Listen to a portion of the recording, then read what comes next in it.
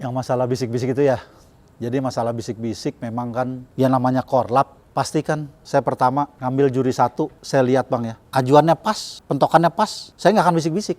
Saya tidak selalu berbisik bang. Abang boleh perhatiin besok tanggal 10, bibir saya, mulut saya di zoom. Coba lihat, saya tidak selalu bisik-bisik.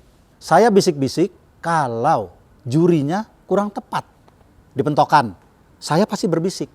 Dan tapi sampai sekarang nyatanya bang, nyatanya, apapun itu, rumornya yang beredar, gosip yang beredar, sampai sekarang belum ada pemain saat penilaian selesai, saat saya nyamperin juri A, juri 1 pertama-tama, tidak ada pemain yang di sebelah sana, brur, jangan bisik-bisik brur, jangan bisik-bisik.